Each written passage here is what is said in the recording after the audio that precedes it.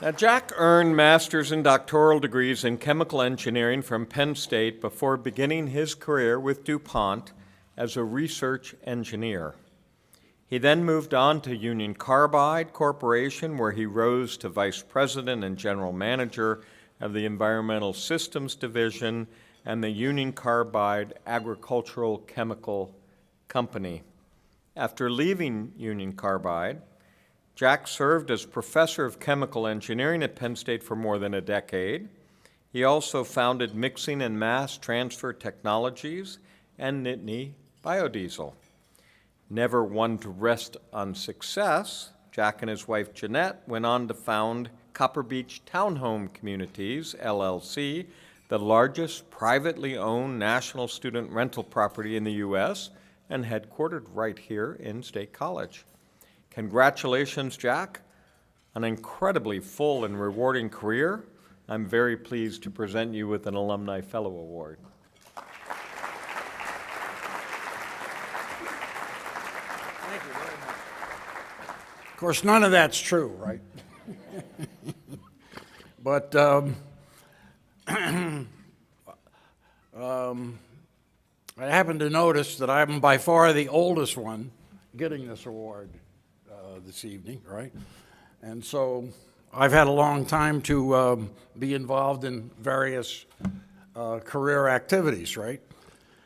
And I've really had three careers in my lifetime. One in industry, right, where I actually functioned as a working, very productive chemical engineer. The second part of that career was in the real estate business, right? And we became very big in the rental property business, and took that on a national basis that we founded here in State College, the Copper Beach townhome things.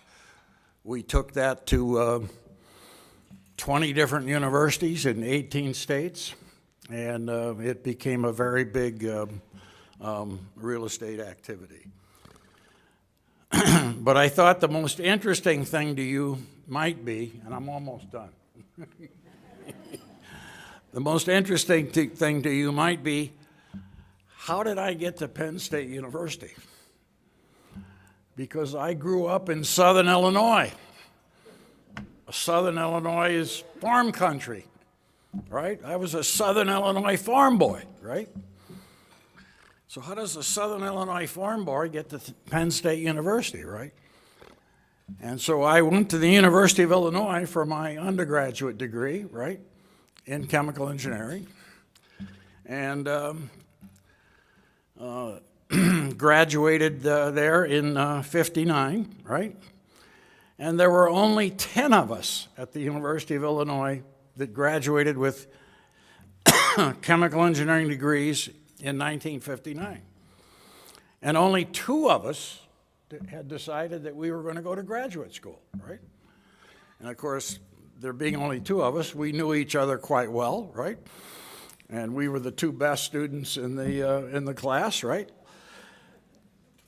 And we had decided that, well, the best place to go to graduate school is to MIT, right?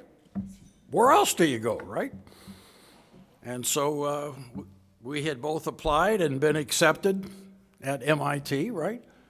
And, that's the only school we really knew about in the East, right? Being Illinois boys, right?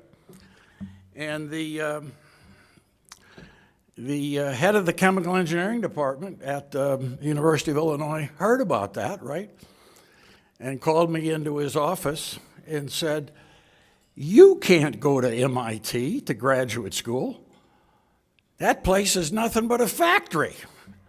The only place of any significance that you need to go to graduate school is Penn State." And of course, Penn State in the 50s, right, was not that well-known a university in the Midwest. And I said, "Penn State? What is Penn State?" right? And Well, the whole story was the head of the Department of Chemical Engineering at the University of Illinois at the time was a native of State College, Pennsylvania, and he had all his degrees in chemical engineering from Penn State, and so where was the only place I should go? Obviously to Penn State, right? And so I took his advice, and that's the best decision I ever made.